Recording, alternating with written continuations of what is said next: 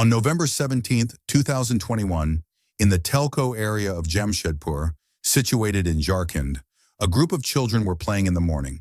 Suddenly, their attention was drawn to a bag floating in a nearby pond. At first, the kids assumed it was just trash that someone had carelessly discarded. However, as they approached to investigate, their condition worsened upon discovering something alarming. They immediately alerted passing pedestrians about the situation.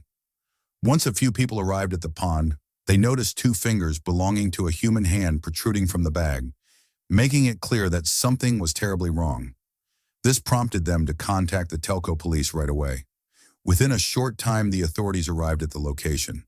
After retrieving the bag from the water, the police were stunned to find a woman's corpse inside. However, due to the state of decay and the waterlogged condition of the body, identifying her proved to be challenging. The police's first concern was determining the identity of the deceased. Through a detailed investigation, they concluded the victim was a female, likely aged between 30 and 32 years. The evidence strongly suggested that it was a murder, with the killer having disposed of the body in a plastic bag to conceal their crime. Recognizing the difficulty in identifying the woman, they focused on the distinctive clothing, which indicated she might belong to a respectable family. To find any clues, the Telco police first communicated with nearby police stations, followed by sharing information with every precinct across the district. They inquired if any reports of missing persons had been filed in the last few days. However, there was no missing person report for any female in Jamshedpur. This raised the possibility that the victim might have come from outside the area, and the murderer had dumped her body in the pond afterward, complicating the case further. Just then, a tip-off alerted the police that a 30-year-old woman had been missing from the South Park area of Jamshedpur for the past 5 days, though her family hadn't reported her disappearance yet. Despite its incomplete nature, this information provided a crucial lead for the investigation. The Telco police quickly proceeded to the South Park neighborhood. During inquiries there, they learned that the woman left her home at about 8:30 p.m. on November 12th to meet a friend and hadn't returned since. What piqued the police's interest was that typically, families become anxious if their daughter goes missing. But this family had not even filed a report with the police. They insisted on identifying the body at MGM Hospital, where they recognized their daughter through her clothing and jewelry. The deceased was identified as Varsha Patel, who had worked as a fashion model. Due to her profession, Varsha often spent nights out and would occasionally disappear for days without informing her family, causing them significant distress and leading to repeated family disputes. On the night of November 12th, she left home at approximately 8:30 p.m. and was not heard from since. The concern escalated for police considering the unusual behavior of the family, who failed to file a missing person report despite having had not seen their daughter for almost a week. During the inquiry into Varsha's disappearance, the family explained that their reluctance to present Varsha's pictures to the police was driven by fear of her potential disgrace being publicized. A few years earlier, Varsha had married a man named Vishal Mehta, but disagreements led them to separate without formal divorce. Vishal wished to divorce Varsha as he had developed feelings for another woman, yet they were still legally married. As the investigation unfolded, the police suspected Vishal's involvement in the murder, particularly after discovering that Varsha had made several new friends post-separation, but her closeness with a man named Jimmy raised further queries.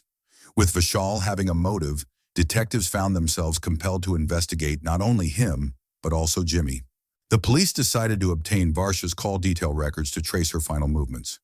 Analyzing the records revealed that Vishal and her family were not the culprits, yet a surprising connection surfaced. Varsha had frequently communicated with Inspector Dharmendra Singh, an assistant sub-inspector stationed at Sakshi police station in Jamshedpur.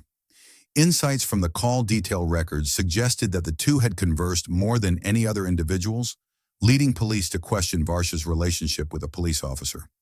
Upon questioning Dharmendra and Jimmy, both denied any knowledge of the incident.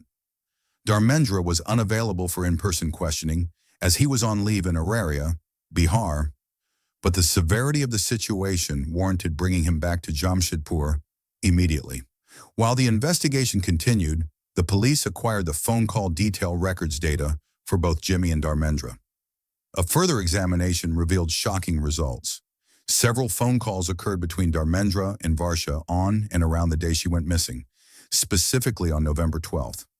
Not only did they have multiple conversations, but their mobile locations also coincided that night, indicating Varsha was with Dharmendra during her final moments. When pressed for details, Dharmendra ultimately confessed to killing Varsha. He recounted a chain of events that shocked the officers, revealing a disturbing narrative that unraveled their assumptions about him. He revealed that on the night of November 12th, he had called Varsha to meet him at his residence in the Telco area, where a heated argument ensued. In a fit of rage, he struck her head against the wall, leaving her unconscious before choking her to death. Despite his confession, the police had their suspicions about the motive behind the crime. The methodical nature of the murder suggested it wasn't merely a spontaneous altercation. Instead, it appeared to be carefully planned. Dharmendra had apparently prepared in advance, purchasing large plastic bags beforehand to dispose of her body without detection. Following the murder, Dharmendra concealed Varsha's body inside these bags and made inquiries to other officers on duty to ascertain their locations, ensuring that he could safely transport the body without being caught. It wasn't until around 1:30 a.m. that he felt confident enough to proceed, believing the area was clear. He loaded the bag onto his motorcycle and disposed of it in a pond used by a local company before returning home without raising suspicion. Subsequently, he reported for duty the next day, even as he undertook a leave of absence a day later on November 14th for an excursion to Araria, Bihar, having submitted his leave request beforehand. This act of seeking a break demonstrated the premeditated nature of the murder, rather than being an impulsive act driven by emotion. During interrogation, Dharmendra revealed that he had been under Varsha's pressure for a while, as she had allegedly been blackmailing him for money. Leveraging their closeness, Varsha had purportedly threatened to leak sensitive photographs and videos of their relationship, coercing him into giving her significant amounts of money. He claimed that he had already paid her a substantial amount, but that she was now demanding more.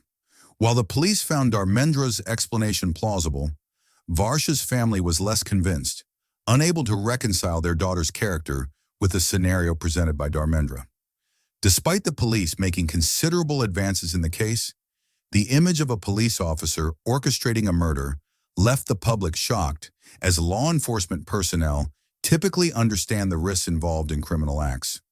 As the investigation concluded, the police retrieved Varsha Patel's mobile phone and the motorcycle used in the incident. The case proceeded to session court, where 9 witnesses testified. Ultimately, on February 28, 2023, 14 months post-incident, the court found Dharmendra guilty, sentencing him to life imprisonment. Additionally, a fine of 5 million rupees was imposed on him. Currently, Dharmendra is serving his sentence, facing the repercussions of his actions. The aim of recounting this incident is not to distress anyone, but to raise awareness and caution others about similar situations. What are your thoughts on this entire occurrence? Be sure to share in the comments section, and if you appreciated our effort, please like and share this video. If you haven't subscribed to our channel yet, consider doing so. Thank you.